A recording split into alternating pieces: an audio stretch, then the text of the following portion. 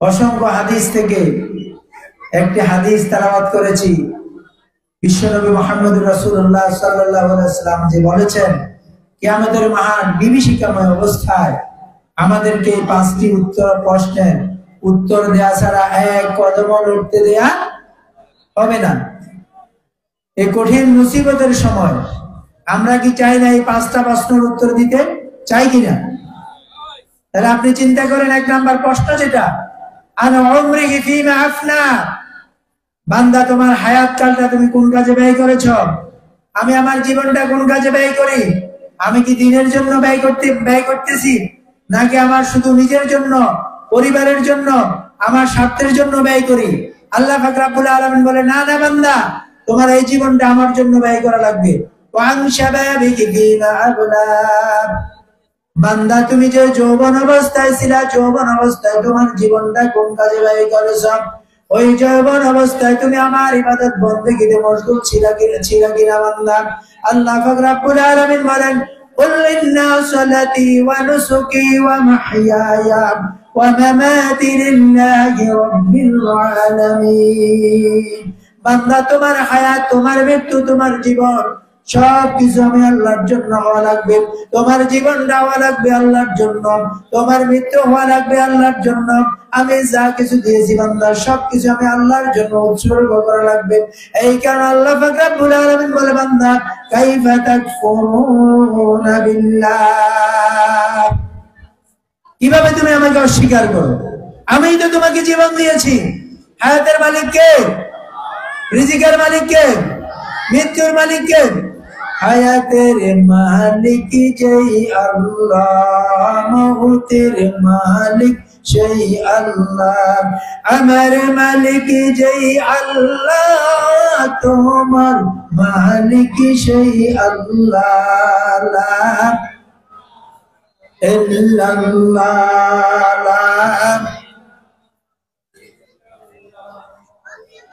লা ইলাহা। এই কারণে আল্লাহ পাক রব্বুল আলামিন বলেন, বান্দা তোমার জীবনটা, তোমার জীবনের শুরুটা, তোমার যখন জন্মগ্রহণ হয়েছে তোমার কানে আযান দিয়ে তোমাকে জানিয়ে দেওয়া হয়েছে, বান্দা তুমি মুসলমানের ঘরে জন্মগ্রহণ করেছো। আবার যখন তুমি মৃত্যুবরণ করবে বান্দা, মৃত্যুর পরে আবার তোমাকে চারটা তাকবীর দিয়ে জানিয়ে দেওয়া হবে, বান্দা এই মুসলমানের রীতিনীতি অনুযায়ী তোমাকে শেষ বিদায়টা দেওয়া হচ্ছে। আবার যখন আপনাকে কবরে রাখা হবে, ওই কবরে রাখার সময় যে দোয়াটা পড়া হয়, বিসমিল্লাহি ওয়া আলা মিল্লাতি রাসূলিল্লাহ, আপনাকে স্মরণ করে দেয়া হচ্ছে, বান্দা তোমাকে রাসূলের মিল্লাতের উপরে দাফন করা হচ্ছে। এখন প্রশ্ন হচ্ছে, আপনার জীবনটা রাসূলের সুন্নাতের উপরে ছিল, আপনার মৃত্যুটাও রাসূলের সুন্নাতের উপরে ছিল, আপনার দাফনটাও রাসূলের সুন্নাতের উপরে ছিল। আপনার মাঝখানের যেই জিন্দেগি, 65 বছরের জিন্দেগি যদি রাসূলের সুন্নাহর উপরে না হয়, 65 বছরের জিন্দেগি যদি কোরআনের উপরে না হয়, 65 বছরের জিন্দেগি যে আপনার কোরআন বিরোধী হয়, আপনার জীবনে যদি নামাজ না থাকে, আপনার জীবনে যদি রোজা না থাকে, আপনার জীবনে যদি হজ না থাকে, আল্লাহ পাক রব্বুল আলামিন বলে, বান্দা এমন একটা সময় আসবে, ওই সময়ে তুমি আবার দুনিয়ার মধ্যে আসার জন্য বান্দা চেষ্টা করবে, দুনিয়া আসতে পারবে না। কিয়ামতের মাঠ যখন প্রতিষ্ঠিত হয়ে যাবে, আল্লাহ পাক রব্বুল আলামিন যখন ওই পাঁচটা প্রশ্ন করবে, এক নাম্বার প্রশ্ন, আনু উমরিহি ফীমা আফনা, বান্দা তোমার জীবনকালটা কার জন্য? যদি আপনার আল্লাহর জন্য হয় তো ভালো কথা, আর যদি আপনি আল্লাহ বিমুখ হয়, কোরআন বিমুখ হয়, রাসূল বিমুখ হয়, জবাব দিতে পারবেন না। দুই নাম্বার প্রশ্ন করা হবে, বান্দা ওয়ান শাবাবিহি ফীমা আবলা, তোমার যৌবন কালটা কোন কাজে ব্যয় করেছো? এই কারণে আল্লাহ পাক রব্বুল আলামিন বলে, বান্দা দুইবার তোমাকে জীবন দিলাম, দুইবার মৃত্যু দিলাম। এই জীবন দেওয়ার ক্ষেত্রে দুইবার কাফেররা বিশ্বাস করে, তিনবার একটা বিশ্বাস করে না। কাফের মুশরিকরা বিশ্বাস করে মায়ের পেটে আমি মৃত ছিলাম, সত্য। আল্লাহ জীবন দিয়েছেন, তাও সত্য। দুনিয়ায় আসার পরে আবার মৃত্যু হবে, তাও সত্য। কিন্তু 4 নম্বরে কবরে যে আবার জীবিত করা হবে, এটা সত্য নয়। কিন্তু কিয়ামতের ময়দানে ওঠার পরে আল্লাহর সামনে যখন সকল কাফের মুশরিক আল্লাহর দরবারে স্বীকার করে নেবে, সূরা তাহার মধ্যে আল্লাহ পাক রব্বুল আলামিন ঘটনাটা এইভাবেই বলেন, রব্বানা أمتنا سنتين وأحيتنا سنتين فاعترفنا بذنوبنا فهل إلى خروج من سبيل আফসোস সেদিন আল্লাহকে বলবে আল্লাহ তুমি তো দুইবার জীবন দিয়েছো দুইবার মৃত্যু দিয়েছো সত্য কিন্তু আমরা তিনটা বিশ্বাস করতাম মায়ের পেটে মৃত ছিলাম সত্য জীবন দিয়েছো তাও সত্য আবার দুনিয়া মৃত্যুবরণ করছি তাও সত্য ছিল আজকে যে আমাদেরকে উপস্থিত করবে এটা সত্য বলি নাই আজকে আল্লাহ স্বীকার করতেছি রব্বানা আমাত্তানা ইসনাতাইন ওয়া আহইয়াতানা ইসনাতাইন দুইবার জীবন দিয়েছো দুইবার মৃত্যু দিয়েছো আজকে আমাদেরকে জীবিত করেছো আল্লাহ আজকের এই বিপদ থেকে বাঁচার কি কোনো উপায় আছে আল্লাহ প্রশ্ন করবে কোন উপায় আছে কিনা আল্লাহ পাক রব্বুল আলামিন বলবে বান্দা তোমাকে আমি কোরআন দিলাম এই কোরআনটা অনুসরণের জন্য তোমাকে দিলাম কিয়ামতের ময়দানে প্রত্যেকের উপরে আমলনামাটা ফটফট করে উঠবে আর আল্লাহ প্রশ্ন করবে ওয়ান শাবাবিহি বান্দা তোমার যৌবনকালটা কোন কাজে ব্যয় করেছো তোমার যৌবনকালে চোখের হেফাজত করেছো কিনা অন্তরের হেফাজত করেছো কিনা তোমার যৌবনকালে তুমি তোমার মুখ জবানটাকে হেফাজত করেছো কিনা আল্লাহ পাক রব্বুল আলামিন বলেন ওয়ালাকাদ সারআনা লিজাহান্নামা কাসীরাম মিনাল জিন্নি ওয়াল ইনসি লাহুম কুলুবুন লা ইয়াফকাহুনা বিহা ওয়া লাহুম আ'য়ুনুন লা ইউবসিরুনা বিহা ওয়া লাহুম আযানুন লা يسمعون بها أولئك كالأنعام بل هم أضل যুবক ভাইরা ভালো করে শুনো কান পেতে শুনো আল্লাহ পাক রব্বুল আলামিন তোমার জন্য এই ওয়াজ করে আল্লাহ বলেন বান্দা তিনটা কারণে তুমি জাহান্নামে পড়ে যাবে মানুষ জাহান্নামে হওয়ার কারণগুলো তো তিনটা এক নাম্বার কারণ হচ্ছে আমি তোমাকে অন্তর দিয়েছি অন্তর দ্বারা তুমি আমাকে বুঝো নাই আমি তোমাকে চোখ দিয়েছি চোখ দ্বারা তুমি আমার কোরআন পড়ো নাই চোখ দ্বারা তুমি কত জিনিস দেখেছো কিন্তু আমাকে বুঝার চেষ্টা করো নাই আমার কোরআন দেখো না আমার সৌন্দর্য দেখো না আমার শুকরিয়া আদায় করো নাই তিন নাম্বার কারণ হচ্ছে তোমাকে আমি কান দিয়েছি আমার সুন্দর সুন্দর কথাগুলো শোনার জন্য কান দিয়ে তুমি আমার কথাগুলো শোনো নাই এই কান দিয়ে আর ফোন লাগে তুমি গান শুনেছো কোনোদিন কোরআন তোমার কাছে ভালো লাগে নাই এই কারণে আল্লাহ পাক রব্বুল আলামিন বলেন উলাইকা কাল আনআম তোমার মধ্যে গরুর মধ্যে কোনো পার্থক্য নাই তোমার মধ্যে ছাগলের মধ্যে কোনো পার্থক্য নাই তোমার মধ্যে কুকুরের মধ্যে পার্থক্য নাই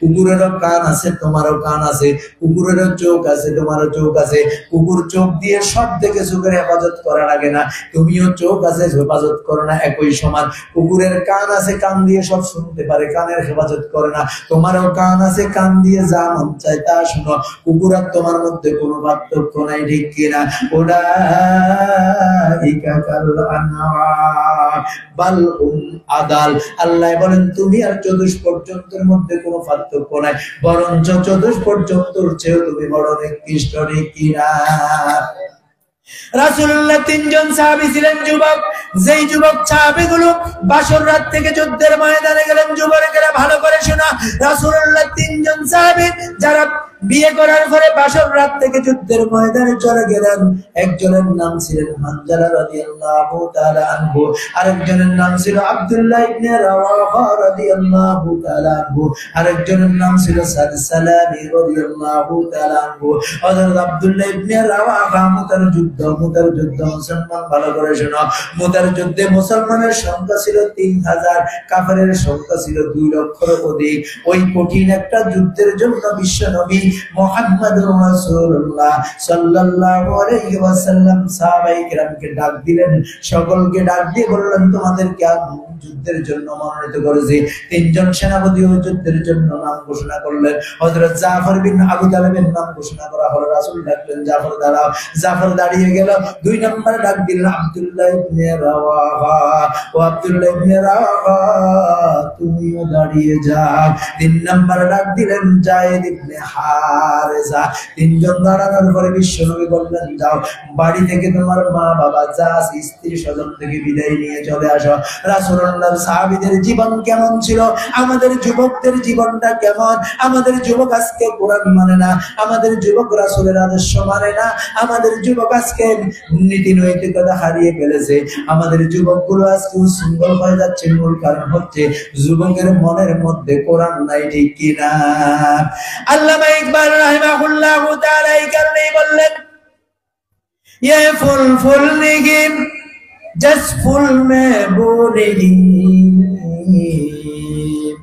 ये दिल नहीं जस दिल में कुरान नहीं, ये फूल नहीं जस फूल में वो नहीं, ये दिल नहीं जस दिल में कुरान नहीं। কবি সম্রাট আল্লামা ইকবাল রাহিমাহুল্লাহু তাআলা আনহু বলেন, এই যে কাগজের ফুল প্লাস্টিকের ফুল আছে না নাই, দেখা যায় কিনা? আল্লামা ইকবাল বলেন, এই ফুলের কি কোনো ঘ্রাণ আছে কিনা? আল্লামা ইকবাল বলেন, প্লাস্টিকের ফুলের যেমন ঘ্রাণ নাই, এটা যেমন আসল ফুল নয়, কোনো ঘ্রাণ দিতে পারে না। যে অন্তরের মধ্যে কোরআন নাই, ওই কোরআন কোনোদিন মনুষ্যত্ব থাকতে পারে না। ये फूल नहीं जस फूल में वो नहीं, ये दिल नहीं जस दिल में कुरान नहीं। এই কারণে যুবক তোমাকে বলি, কোরআনের কাছে যদি আসতে পারো, কোরআনের সংস্পর্শে যদি আসতে পারো, তোমার জীবনটা আব্দুল্লাহ ইবনে রাওয়াহা, জাফর ইবনে আবু তালেবের মতন হয়ে যাবে। রাসূলুল্লাহ 3 জন সাহাবীকে বললেন, যাও বাড়ি থেকে বিদায় নিয়ে আসো, আগামীকাল তোমাদেরকে আমি 3 জন সেনাপতি নিযুক্ত করলাম। প্রথম সেনাপতি জাফর ইবনে আবু তালিব, 2 নম্বর সেনাপতি আব্দুল্লাহ ইবনে রাওয়াহা, 3 নম্বর সেনাপতি হচ্ছেন যায়েদ ইবনে হারেসা। বিশ্ব নবীর কথা শোনার পরে জাফর ইবনে আবু তালিব বাড়িতে চলে গেলেন। জাফর ইবনে আবু তালিব বাড়িতে গিয়ে তার সন্তানদেরকে বললেন, তার স্ত্রীকে বললেন, আমার প্রাণের স্ত্রী, তোমার সাথে আমি ঘর সংসার করেছি, দুনিয়ার সবকিছু হয়েছে, কিন্তু বিশ্ব নবী আমাকে যুদ্ধের সেনাপতি বানিয়েছেন। যুদ্ধের সেনাপতি তাকে 1 জন, কিন্তু রাসূলুল্লাহ নাম ঘোষণা করেছে 3 জন। আমি নিশ্চিত কালকে যুদ্ধের মধ্যে আমি শহীদ হয়ে যাব। জাফর ইবনে আবু তালিব তার স্ত্রীকে বললেন, আমাকে বিদায় দিয়ে দাও। তার 2টা ছোট্ট ছোট্ট সন্তানগুলো থেকে বিদায় নিলেন। বিদায় নিয়ে জাফর ইবনে আবু তালিব বিশ্ব নবীর দরবারে রওনা দিয়ে দিলেন। পিছন দিক থেকে 2টা বাচ্চা বাবা বাবা বলে চিৎকার দিয়ে একবারও পিছনে তাকায় নাই। সাহাবায়ে কেরামের জীবনটা কেমন ছিল? আব্দুল্লাহ ইবনে রাওয়াহা ওই দিনেই তিনি বিবাহ করেছেন, কিন্তু স্ত্রীর সাথে দেখা হয় না। যুবক ভালো করে খেয়াল করো, আজকে যে মেয়ের জন্য তুমি পাগল হয়েছ, যে মেয়ের জন্য তুমি পাগল পারা, যে মেয়ের জন্য তুমি টাকা পয়সা ধ্বংস করো, নষ্ট করো, রাসূলুল্লাহ সাহাবার দিকে তাকাও। তার বিয়ের দিন বাসর রাত স্ত্রীর কাছে বিদায় নেওয়ার জন্য আব্দুল্লাহ ইবনে রাওয়াহা স্ত্রীকে দরজায় গিয়ে টুকটুক করে একটা আওয়াজ দিয়ে বললেন, আমার প্রাণের স্ত্রী, আমি তোমার কাছে এসেছি স্বামীর অধিকারে নিয়ে নয়, তোমার কাছে এসেছি আজকে বিদায় নেওয়ার জন্য। বিশ্বনবী মুহাম্মদুর রাসূলুল্লাহ সাল্লাল্লাহু আলাইহি ওয়াসাল্লাম আমাকে ওই যে মুতার যুদ্ধের 2 নম্বর সেনাপতি বানিয়েছেন। যুদ্ধের মধ্যে সেনাপতি তাকে 1 জন, রাসূলুল্লাহ ঘোষণা করেছেন 3 জন। আমি নিশ্চিত কালকে যুদ্ধের ময়দান থেকে আর আমি মনে হয় ফিরে আসবো না, আমার নাকের মধ্যে আমি জান্নাতের ঘ্রাণ পাচ্ছি। সুবহানাল্লাহ বলবেন না? আরো জোরে বলেন সুবহানাল্লাহ। আওয়াজ তো হয় না। বোর্ডের যদি মিছিল দেয়, অমুক ভাইয়ের চরিত্র অপুনের মতন চরিত্র বেহসা হয়ে যায়, মিছিলে বেহসা হয়ে যায় না, কথা কয় না। ওইখানে কোনো সওয়াব আছে?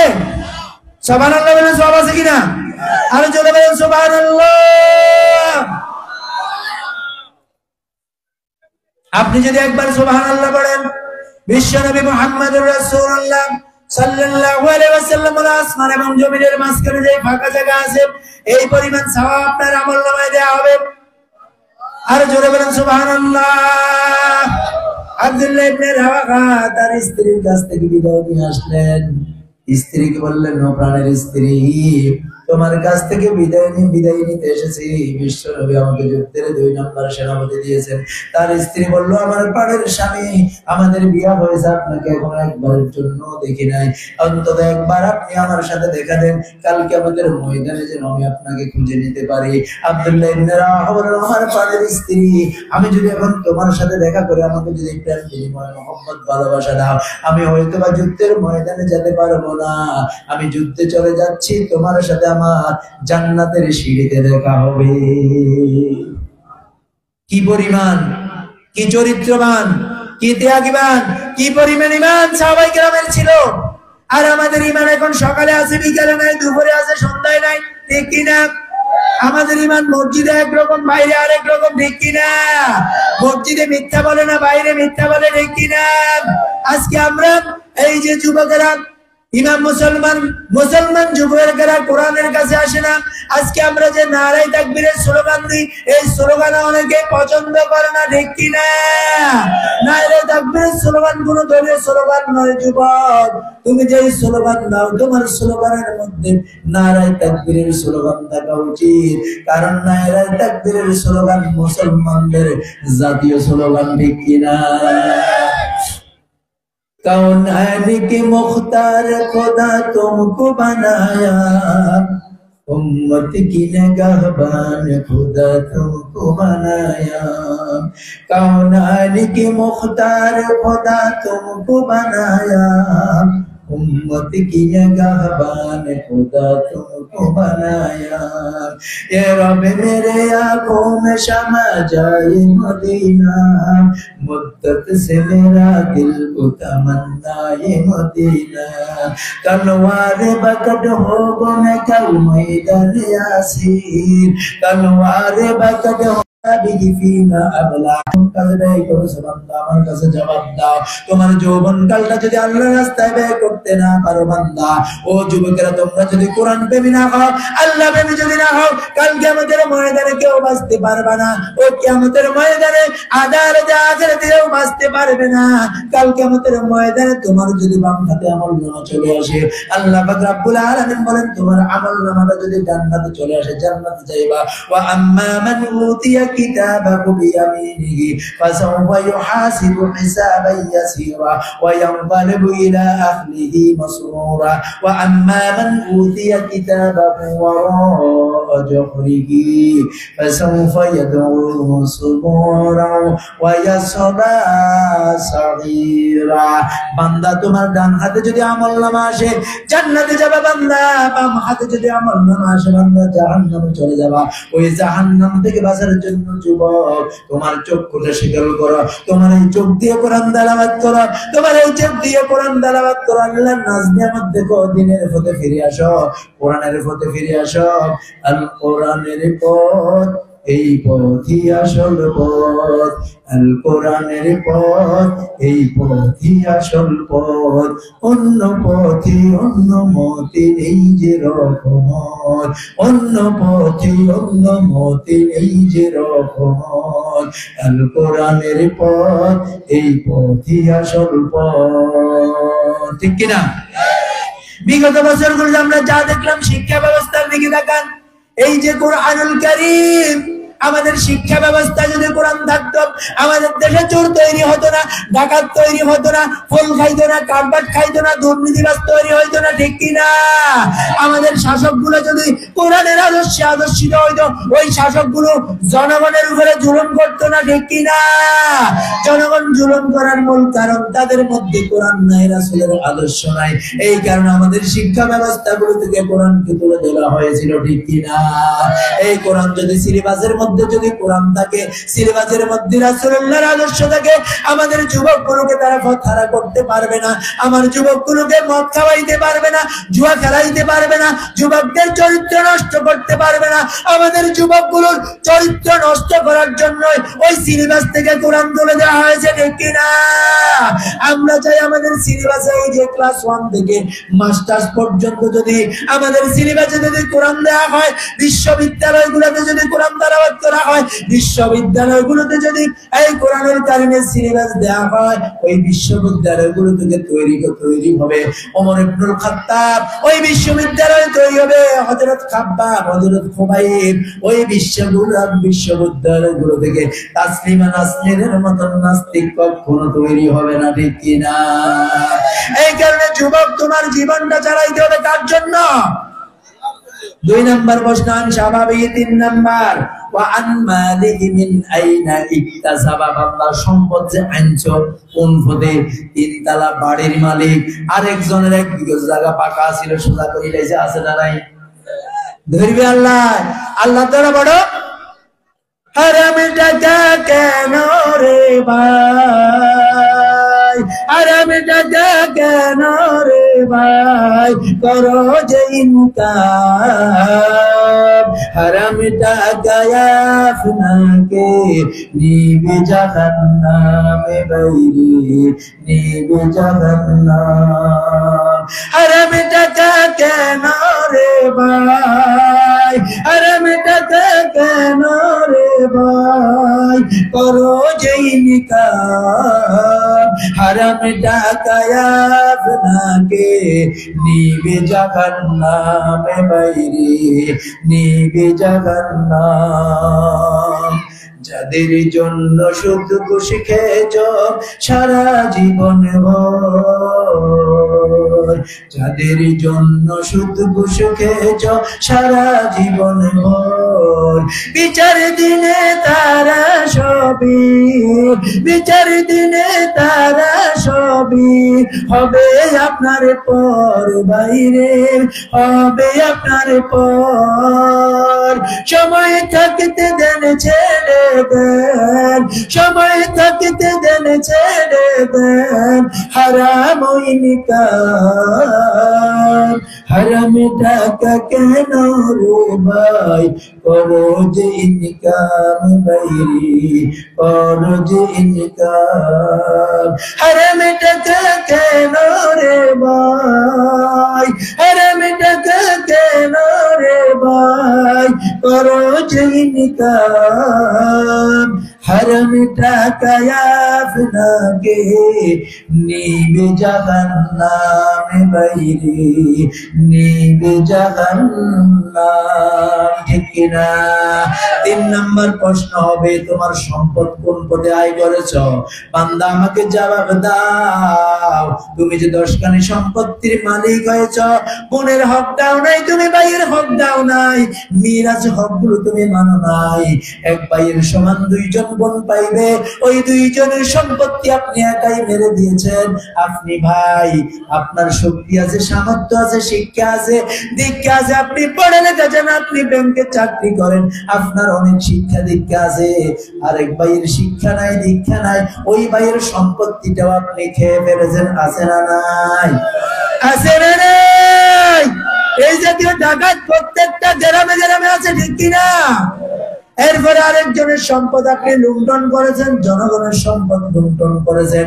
আপনি যদি এতিমের হক না হক করেন, আল্লাহ পাক রব্বুল আলামিন বলেন, বান্দা এতিমের হক যদি না হক করে, বান্দা কিয়ামতের ময়দানে ওই হকগুলো আদায় করা লাগবে। বিগত বছরগুলোতে নয়, শুধু আমরা 53টা বছর বাংলাদেশ স্বাধীন হলো, ওই 53 বছর যারা দেশটাকে স্বাধীন করেছেন, জনগণের হক কিন্তু কেউ আদায় করে না, ঠিক না? ওই জনগণের হক যদি আপনি আদায় না করেন, আল্লাহ প্রশ্ন করবে, বান্দা তোমার সম্পদ কোন কাজে, কোন পথে উপার্জন করেছো, কোন পথে সম্পদ ব্যয় করেছো? আল্লাহ প্রশ্ন করবে, বাড়ি বানাইছো, গাড়ি বানাইছো, বাড়ি গাড়ির মালিক হয়েছো, অপরজনের সম্পদ মেরে দিয়েছো, সুদের উপরে টাকা লাগাইছো, লাগে 30,000 টাকা, আছে না নাই? আর ইবনে মাসউদ রাদিয়াল্লাহু তাআলা আনহু قال النبي صلى الله عليه وسلم لعن رسول الله لعن الله আমার আল্লাহ লানত দিয়েছেন কাকে? দেখেন, আকিলার রিবা, যে সুদ খায়, ওয়া মুকিলাহু, যে সুদ নেয়, ওয়া শাহিদাইহি, যে 2জন সাক্ষী থাকে, ওয়া কাতিবুহু যে লিখে, ওয়া হুম সাওয়া চারজনের গুনাহ সমান, যে সুদ দেয়, যে সাক্ষী থাকে, যে লিখে, চারজনের সমান। সুদ আছে নাকি? এইবার কথা বলবে না, বলে হুজুর এইবার আন্দোলন, এইবার কথা বলতে সুদ আছে রে, সুদ আছে রে। যে সম্পদের মধ্যে সুদ মিশ্রিত হয়েছে ওই সম্পদ হালাল নাই, যে সম্পদে সুদ মিশ্রিত হয়েছে ওই সম্পদে আরাম নাই। এই বাড়ি গাড়ি একদিন আপনার নিঃশেষ হয়ে যাবে, আল্লাহর দরবারে দাঁড়ানো লাগবে। আল্লাহ বলে, বান্দা তোমার সম্পদ কোন পদে আয় করেছো, বাড়ি গাড়ি যে করছো ওই বাড়ির মধ্যে হালাল আছে কিনা। বাড়ি গাড়ি টাকা করি অহংকার আর বাহাদুরি থাকিবে না, থাকিবে না, কিছুই রবে না। বাড়ি গাড়ি টাকা করি অহংকার আর বাহাদুরি থাকিবে না, থাকিবে না, কিছুই রবে না।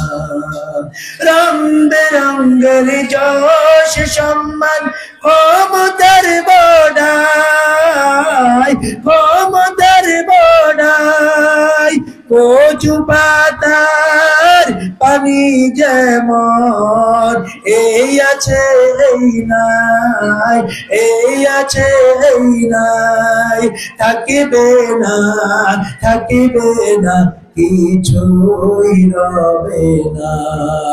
বাড়ি গাড়ি টাকা করি অহংকার আর বাহাদুরি থাকিবে না, থাকিবে না, কিছুই রবে না, থাকিবে না, থাকিবে না, কিছুই রবে না।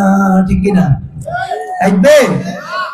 এই কারণে আমার আল্লাহ বলে, বান্দা সম্পদ কোন পথে আয় করেছে জবাব দাও। বোনের হক দেয় নাই যারা অপরের সম্পদ লুণ্ঠন করে, যেই শাসক গুলো অপরের টাকা খায়, মেম্বার খাইছে, চেয়ারম্যান খাইছে, এমপি খাইছে, মন্ত্রী খাইছে, ফোন খাইছে, কালভার্ট খাইছে, ব্যাংকের টাকা খাইছে, লুটতারাজ খাইছে, যুবক খাইছে, সব খাইছে। ঠিক কিনা? শান্তি আছে? শান্তি আছে? আল্লাহ বলে, বান্দা শান্তি নাই, জুলুমের মধ্যে শান্তি নাই, অন্যায়ের মধ্যে শান্তি নাই। অন্যায় যত টাকা ইনকাম করো কেন বান্দা খাইতে পারবে না।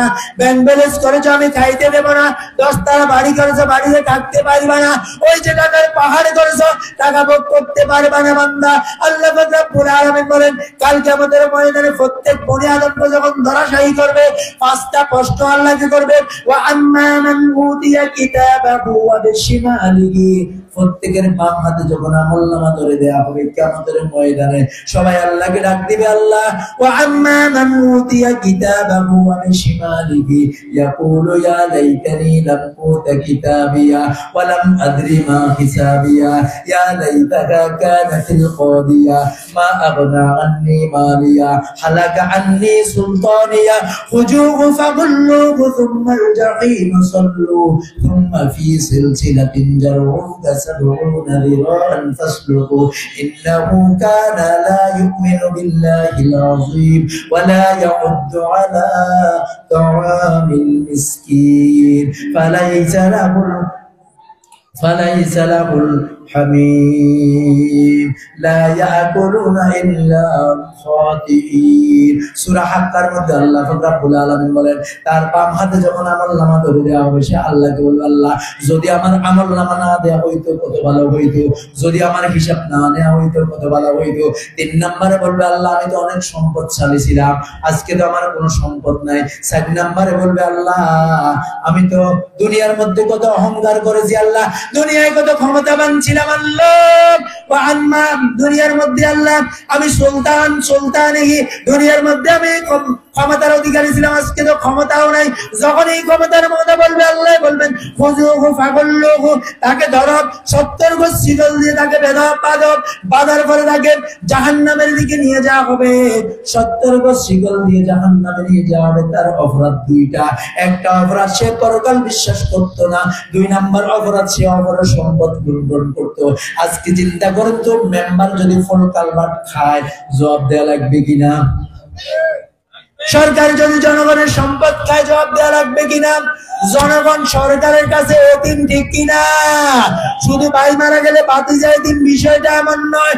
সরকারের কাছে বাংলাদেশের 18 কোটি জনগণ এতিম। এই 18 কোটি জনগণের সম্পদ যদি না হক করা হয়, কাল কিয়ামতের ময়দানে সকল এমপি, সকল মন্ত্রী, প্রধানমন্ত্রী আল্লাহর দরবারে এতিমের মতন দাঁড়ানো লাগবে, ঠিক কিনা? রেহাই নাই, বাঁচা যাবে না। আমার আল্লাহ বলেন একটু কদ্দুর ক্ষমতা দিয়ে দেখছি তুমি কি করতে পারো, সব উপন্যাস সমাজ করে নিয়ে যাও। আর সময় নাই, আসার সময় শেষ। 41 বাদ দাও, 24 শেষ। সময় আর নাই, আল্লাহ বলে আর সময় শেষ, শেষ সময় ফিউজ হয়ে গেছে। তারা দে, তারা দে। قل اللهم مالك الملك تؤتي الملك من تشاء وتعز من تشاء وتذل من تشاء بيدك الخير إنك على كل شيء قدير। আল্লাহ কইছে আমি আল্লাহ প্রচন্ড ক্ষমতার মালিক, তুমি তো বুঝো না। আমার সময় হলে ফিউজ করে দেব, ফিউজ বারবার জ্বলবে না, বারবার ফিউজ হয়ে যাবে। তাহলে 3 নম্বর প্রশ্ন, সম্পদ কোন পদে আছে? 4 নম্বর হলো কোন পথে গেছে। এই যে মাহফিলে কেউ টাকা দিতে রাজি নাই, ও মোহাম্মদ আজের আনলে 5,000 টাকা দিন, ঠিক নেই? মোহাম্মদ আজের জন্য টাকা দিতে রাজি, মাহফিলে টাকা দিতে রাজি না। আল্লাহ বলে, বান্দা সম্পদ কোন পদে আনছো, কোন পদে ব্যয় করছো, আমি জবাব নিব। শুধু কোন মুহূর্তে নেব? তোমার পায়ের নিচে তামার উপরে 12টা সূর্য তোমাকে তাপ দেয়, ওই অবস্থায় আমি আল্লাহ ধরবো, ওই অবস্থায় আমি আল্লাহ ধরবো। 4 নাম্বার হচ্ছে সম্পদ কোন পদে আসছে, 4 নাম্বার হচ্ছে কোন পদে সম্পদ গেছে। এই কারণে সম্পদ ব্যয় করতে হিসাব করে দেওয়া লাগবে। যেখানে সেইখানে টাকা দেওয়া যাবে না। মাজারে টাকা দেওয়ার অভ্যাস আছে, কার আছে? মাজারে টাকা দেননি? মাজারে আমরা বলে মাজারের বিরুদ্ধে ওয়াজ করি, ওলি আল্লাহর বিরুদ্ধে ওয়াজ করি। আমরা ওলি আল্লাহর বিরুদ্ধে ওয়াজ করি না, ওলি আল্লাহর কবর বিক্রি করে যারা খায় তাদের বিরুদ্ধে ওয়াজ করি। ওলি আল্লাহর বিরুদ্ধে আমরা ওয়াজ করি না। ওলি আল্লাহ এই দেশে ইসলাম আনছে, ঠিক কিনা? ওলি আল্লাহর বাংলাদেশে হয় শহীদ গাজীর বাংলাদেশ, কবুল করুন আল্লাহ, কবুল করুন আল্লাহ। ওলি আল্লাহর বাংলাদেশ হয় শহীদ গাজীর বাংলাদেশ, কবুল করুন আল্লাহ, কবুল করুন আল্লাহ, ঠিক কিনা? এই দেশে ইসলাম এসেছে ওলি আল্লাহদের মাধ্যমে।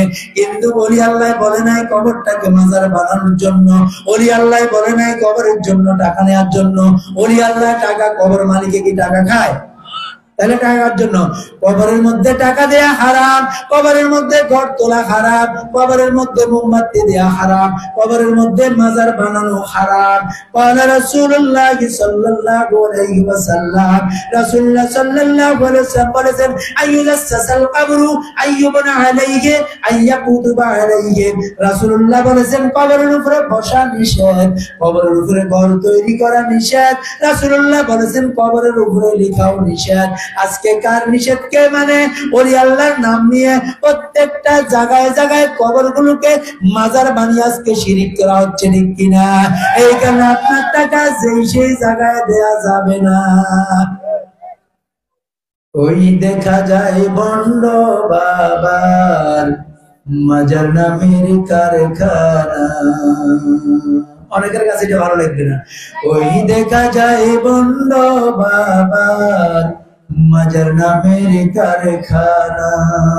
বোকা শোকা মানুষদেরকে, বোকা শোকা মানুষ থেকে পুঁজি ছাড়া মাল কামায়।